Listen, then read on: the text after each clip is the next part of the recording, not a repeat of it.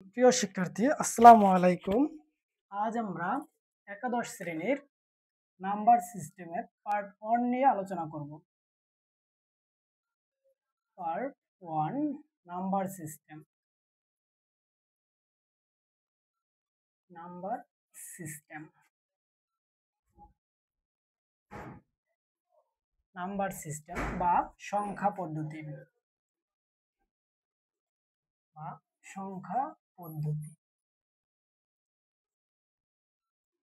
আমাদের এখানে number system সাধারণত দুই প্রকার। একটা হচ্ছে কি আমাদের নন পজিশনাল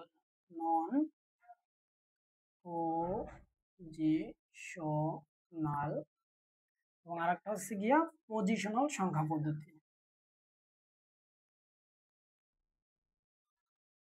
এখানে আমরা যদি দেখি নন পজিশনাল মানে যার কোনো স্থানীয় মানের ভ্যালু নেই।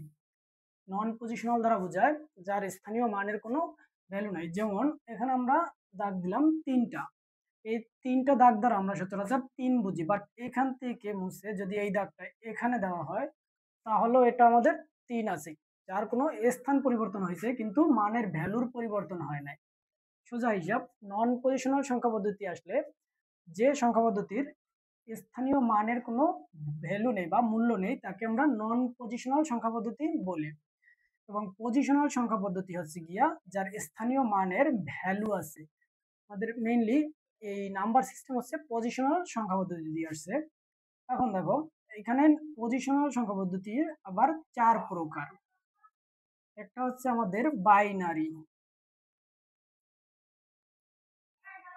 একটা হচ্ছে গিয়ে আমাদের অক্টাল, একটা হচ্ছে গিয়ে আমাদের ডেসিমাল, আর 4 নাম্বারটা হচ্ছে গিয়ে আমাদের হেক্সাডেসিমাল।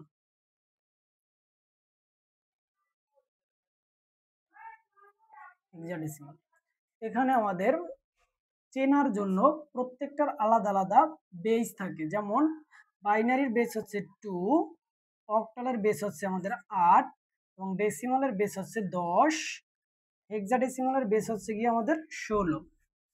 এখন এই বাইনারি ভাষারে আমরা সচরাচর মেশিন ভাষা বলি বা কম্পিউটারের ভাষা বলি, আর এই ডেসিমালটা হচ্ছে মানুষের মুখের ভাষা। ডেসিমালটা হচ্ছে আমাদের সাধারণত মানুষের মুখের ভাষা। বাইনারি সংখ্যারে আমরা 0 এবং 1 এই দুইটা দ্বারা প্রকাশ করি।